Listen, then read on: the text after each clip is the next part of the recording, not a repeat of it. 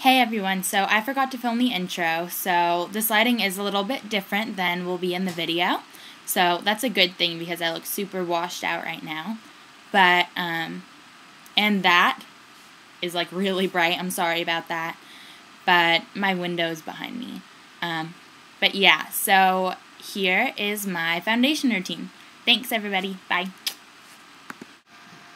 Hey, so the first thing you're going to want to do, or that I like to do at least, is to put on a headband. And so I'm going to use this one. I just got it from Heritage, which is like a branch of Forever 21.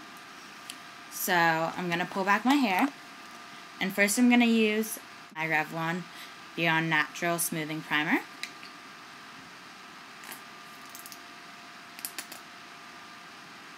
So I have that about, you can see that much in my fingers.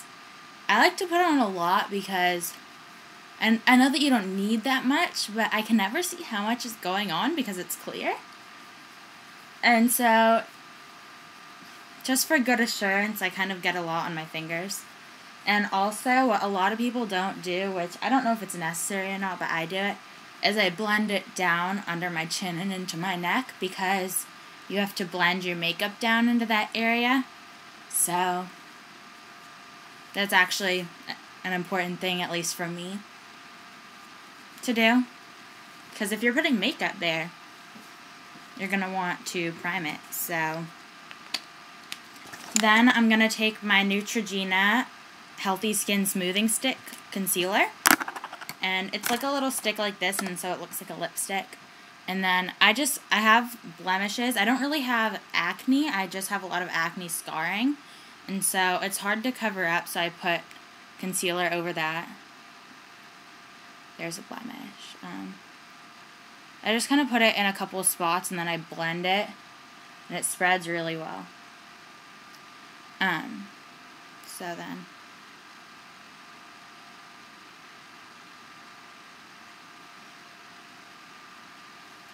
that is where I put it. And then I'm going to be taking my Prescriptives concealer brush and just blending that in. I need to get a mirror.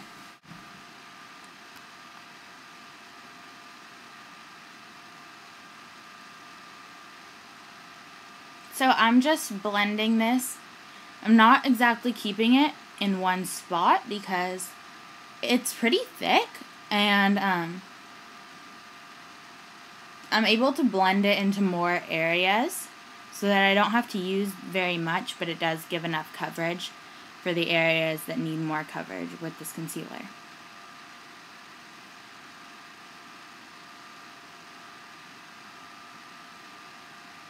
And so how much concealer you use is completely optional. It depends on how many blemishes you have or how much dark circles you have. I really don't have very many dark circles at all, but I like to put it under my eyes to try to brighten it a little bit, although it doesn't make much of a difference.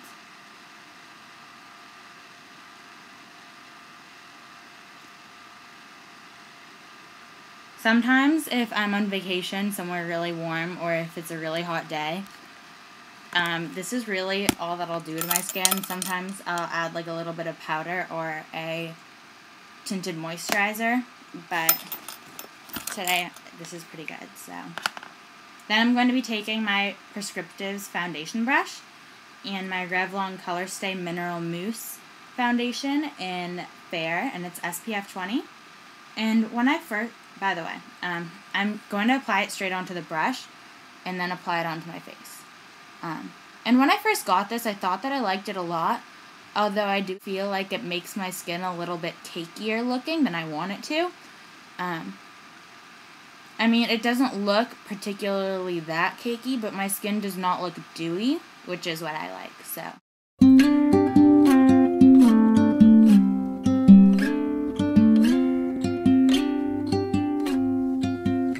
There's no combination of words I could put on the back of a postcard. No song that I could sing, but I can try for your heart and our dreams, and they are made out of real things like.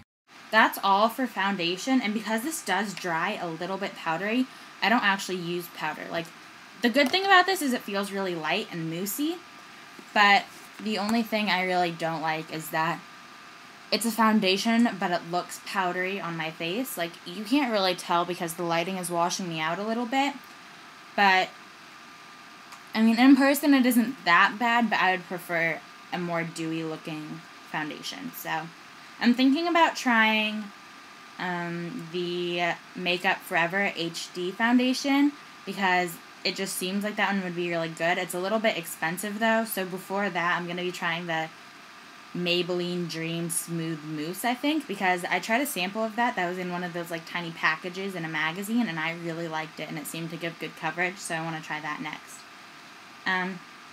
So anyways, next on my face routine, I'm taking my Stila Sun Bronzer Powder in shade 1.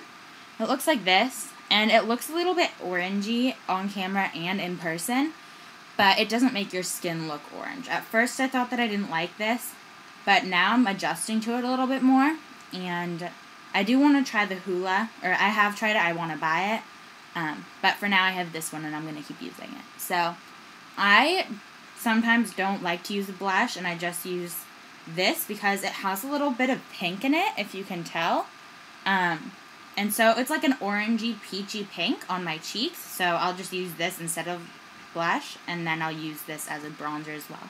So I start at my cheeks, and I just work my way into, like, that little under cheekbone area. And then there's the 3B, if you have ever heard of it, and that's, like, 3. And so you go on your jawline, too. And then B.